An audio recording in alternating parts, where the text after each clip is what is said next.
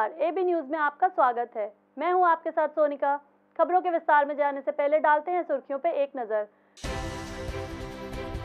राष्ट्रपति रामनाथ कोविंद का 2 दिवसीय कानपुर दौरा। चकेरी एयरपोर्ट पर राज्यपाल और सीएम योगी ने किया स्वागत। सुरक्षा के कड़े इंतजाम। सपा और आम आदमी पार्टी में फिर गठबंधन की चर्चा तेज। अखिलेश यादव के कैंप ऑफिस में दिखे संजय सिंह। संजय सिंह ने अखिलेश से की मुलाकात। प्रदूषण पर सुप्रीम कोर्ट में हुई सुनवाई। कोर्ट ने कहा मामले में जारी रहेगी सुनवाई। अब अगली सुनवाई सोमवार को। राहुल गांधी ने एक बार फिर उठाई मांग। कहा सही बताएं कोरोना के आंकड़े। कोविड पीड़ितों को दिए जाएं 4 लाख मुआवजा। गौतम गंभीर को आईएसआईएस कश्मीर से मिली जान से मारने की धमकी। बढ़ाई गई घर की सुरक्षा। और अब खबरें विस्तार से। राष्ट्रपति रामनाथ कोविंद पत्नी सविता कोविंद के साथ कानपुर पहुंचे। उनके आगमन के लिए पुलिस ने सुरक्षा के कड़े इंतजाम किए हैं। राज्यपाल आनंदीबेन पटेल और मुख्यमंत्री योगी आदित्यनाथ ने एयरपोर्ट पर उनका स्वागत किया। वह 2 दिनों में शहर में होने वाले कार्यक्रमों में शिरकत करेंगे। राष्ट्रपति ने शौर्य चक्र विभूति स्वर्गीय चौधरी हरमोहन सिंह यादव के जन्म शताब्दी वर्ष के उपलक्ष्य में आयोजित कार्यक्रम में बतौर मुख्य अतिथि शिरकत की। मेहरबान सिंह का पुरवा स्थित Chaudhary Harmohan Singh paramedical science and nursing institution में कार्यक्रम आयोजित किया गया। देश के राष्ट्रपति रामनाथ कोविंद 2 दिनों के लिए अपने गृह नगर कानपुर पहुंच चुके हैं। राष्ट्रपति सुबह हेलीकॉप्टर से चकेरी एयरपोर्ट पर उतरे, जहां पर सीएम योगी और राज्यपाल आनंदीबेन पटेल ने उनका स्वागत किया। इसके बाद कानपुर के मेहरबान सिंह का पुरवा में स्वर्गीय चौधरी हरमोहन सिंह यादव के जन्म शताब्दी वर्ष के उपलक्ष्य में आयोजित गोष्ठी में शामिल हुए तो वे कानपुर और चौधरी हरमोहन सिंह की यादों में खो गए। उन्होंने अपने संबोधन में कहा कि हरमोहन सिंह जब भी ट्रेन में चलते थे तो सभी को अपना हमसफर मानते थे। यह हमसफर की भावना अगर आज समाज में चरितार्थ हो जाए और लोग पास पड़ोस में भी जाति संप्रदाय अमीर गरीब को अपना लें तो हम जहां रहते हैं वही स्वर्ग होगा। वहीं उन्होंने कहा कि मैं जब भी कानपुर से न्योता आता है मैं मना नहीं कर पाता हूं। कानपुर से विशेष जुड़ाव है। राष्ट्रपति ने कहा कि वे जहां भी जाते हैं उन्हें पूरा आदर दिया जाता है, लेकिन कानपुर की बात ही अलग है। वैसे तो पूरा देश अपना परिवार है, लेकिन कानपुर और आसपास को मैं अपना निजी परिवार मानता हूं, क्योंकि इसी जमीन से पढ़ाई करके राष्ट्रपति बना हूं। इसलिए इसकी स्मृति ना तो दूर हुई है और ना ही कभी होगी। चौधरी हरमोहन सिंह यादव जन्म शताब्दी समारोह के अवसर पर प्रमुख रूप से उपस्थित उत्तर प्रदेश की राज्यपाल श्रीमती आनंदीबेन पटेल जी, औद्योगिक विकास मंत्री श्री सतीश महाना जी, राज्यसभा सांसद चौधरी सुखराम सिंह यादव जी, संस्थान के अध्यक्ष श्री मोहित यादव जी, यहां इस सभागार में उपस्थित मंत्रीगण, जनप्रतिनिधिगण, विधायकगण, अन्य विशिष्ट अतिथिगण, देवियों और सज्जनों, श्री हरमोहन सिंह यादव जी के जन्म शताब्दी समारोह के संबंध में मुझे कई महीने पहले श्री सुखराम सिंह यादव जी दिल्ली में मुझे मिले। उन्होंने चौधरी हरमोहन सिंह यादव जन कल्याण समिति द्वारा किए जा रहे गरीब हितैषी कार्यों के बारे में मुझे बताया और इस समारोह में आने के लिए आमंत्रित भी किया। मैं श्री हरमोहन सिंह जी की सादगी, उनके समाज सुधार संबंधी विचारों और कार्यों से भली भांति परिचित रहा। ये मेरा सौभाग्य था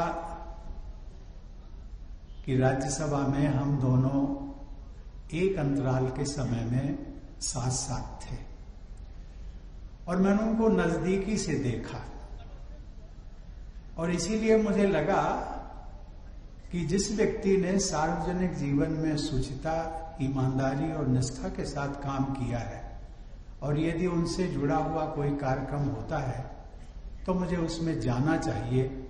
और फिर ये कानपुर की बात है तो एक कानपुर की जब बात आती है तो एक परिवार की बात आ जाती है और इसलिए मैंने यहाँ आना स्वीकार किया।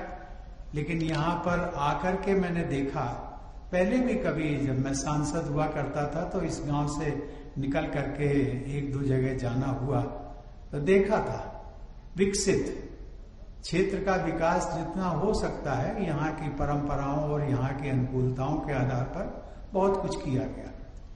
लेकिन जिस श्रृंखला का उल्लेख किया गया उससे मैं आज बहुत प्रभावित हूं। शिक्षण संस्थाओं का जाल, एक ऐसा जाल बिछा दिया गया और जिसके लिए चौधरी हरमोहन सिंह बहुत हम सबको कई बार कहते थे कि वे कुछ आपके गांव में हो सके तो हो, ना हो सके, विकास हो या ना हो, लेकिन विकास का जो आधार है वो शिक्षा होती है और शिक्षा यदि बच्चों को मिलेगा तो अपने आप विकास का रास्ता ढूंढ लेंगे। कार्यक्रम में प्रदेश की राज्यपाल आनंदीबेन पटेल, प्रदेश के औद्योगिक विकास मंत्री सतीश महाना, राज्यसभा सांसद सुखराम सिंह और चौधरी हरमोहन सिंह जन कल्याण समिति के अध्यक्ष मोहित सिंह यादव मौजूद रहे। इसके अलावा भाजपा के तमाम विधायक भी मौजूद रहे।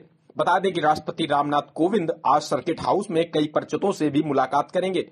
इसके बाद वे दूसरे दिन एचबीटीयू के शताब्दी वर्ष के कार्यक्रम में शरीक होंगे, जिसके लिए एचबीटीयू में तैयारियों को अंतिम रूप दिया जा रहा है।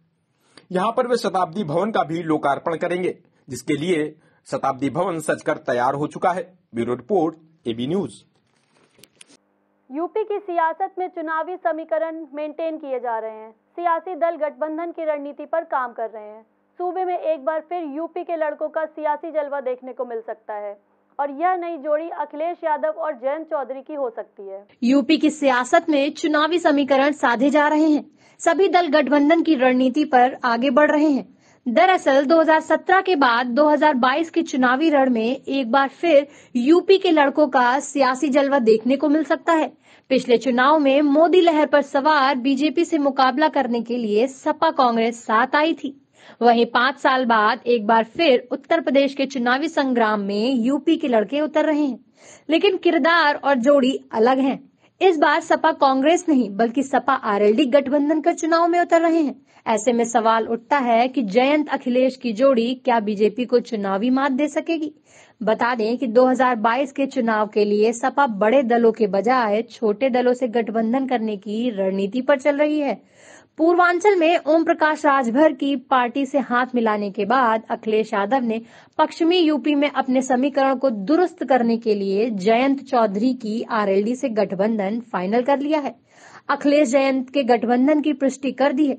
अखिलेश से मुलाकात के बाद आरएलडी प्रमुख जयंत चौधरी ने बढ़ते कदम कैप्शन के साथ अपनी और अखिलेश की तस्वीर ट्वीट की है, जिसमें वो एक दूसरे का हाथ पकड़े खड़े दिख रहे हैं।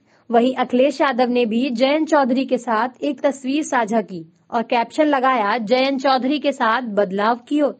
सपा अध्यक्ष से मिलने के बाद जयंत ने कहा कि दोनों दलों के बीच चुनाव लड़ने पर सहमति बन गई है।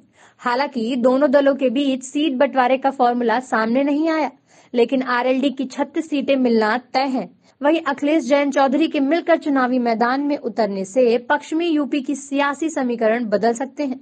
पश्चिम यूपी की सियासत में जाट और मुस्लिम काफी अहम भूमिका अदा करते हैं।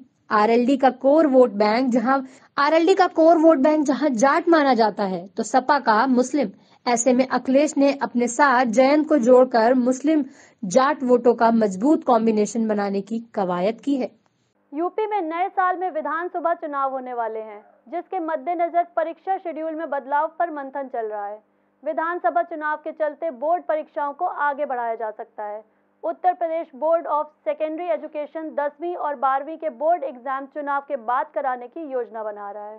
उत्तर प्रदेश में विधानसभा चुनाव होने हैं, लिहाजा सूबे के परीक्षा शेड्यूल में बदलाव हो सकता है। बताया जा रहा है कि विधानसभा चुनाव के चलते परीक्षाओं को आगे बढ़ाया जा सकता है। Uttar Pradesh board of secondary education 10वीं और 12वीं की बोर्ड एग्जाम चुनाव के बाद कराने की योजना बना रहा है। वहीं प्री बोर्ड एग्जाम 1 जनवरी से 10 जनवरी के बीच कराए जा सकते हैं।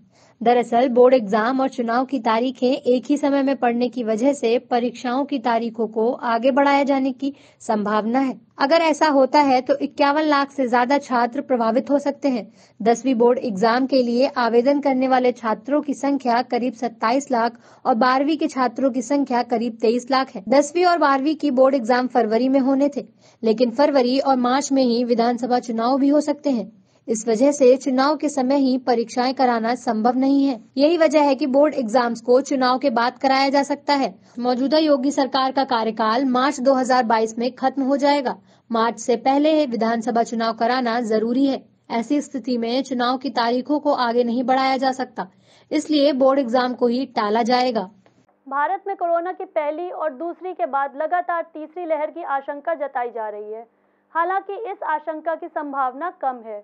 दरअसल एम्स के निर्देशक डॉक्टर रणदीप गुलेरिया इस तरह की आशंका को फिलहाल खारिज कर रहे हैं। भारत में कोरोना की पहली और दूसरी के बाद अब तीसरी लहर आने की आशंका ना के बराबर है, यानी तीसरी लहर आने की आशंका खारिज हो सकती है। दरअसल इस समय कोरोना मामले पहले की तरह नहीं आ रहे हैं। इससे स्पष्ट है कि टीके वैक्सीन वायरस से बचा रहे हैं। फिलहाल हमारे यहाँ वैक्सीन के बूस्टर डोज की कोई आवश्यकता नहीं है। एम्स के निदेशक डॉक्टर रणदीप गुलेरिया की माने तो समय बीतने के साथ साथ यह महामारी स्थानीय हो जाएगी। डॉक्टर गुलेरिया ने कहा कि देश में वैक्सीनेशन के बाद कोरोना के मामले तेजी से घटे हैं। लोगों को अस्पतालों में भर्ती कराने की नौबत भी नहीं आई है। उन्होंने कहा कि जैसे जैसे समय बीत रहा है, कोरोना की किसी भी लहर की आशंका कम हो रही है। उन्होंने कहा कि यह कोई संभावना नहीं है कि पहली और दूसरी की तुलना में कोविड-19 की तीसरी लहर भारत में आएगी। वहीं वैक्सीन के बूस्टर डोज की जरूरत पर उन्होंने कहा कि इस समय ऐसे मामलों में कोई वृद्धि नहीं हुई है। इससे स्पष्ट है कि टीके अभी भी कोरोना वायरस से बचाव कर रहे हैं, इसीलिए अभी वैक्सीन के बूस्टर डोज या तीसरे डोज की कोई आवश्यकता नहीं है। उत्तर प्रदेश की योगी सरकार भूमाफियाओं के खिलाफ अभियान चला रही है, लेकिन सरकार की इस मुहिम को उन्नाव के हसनगंज में भूमाफिया चुनौती दे रहे हैं। मामला हसनगंज तहसील की ग्राम पंचायत लालपुर के टिकवा बऊ गांव का है। भले ही उत्तर प्रदेश की योगी सरकार भूमाफियों के खिलाफ अभियान चलाकर अवैध कब्जे छुड़ा रही है, लेकिन सरकार की इस मुहिम पर उन्नाव के हसनगंज में भूमाफिया पानी फेरते नजर आ रहे हैं।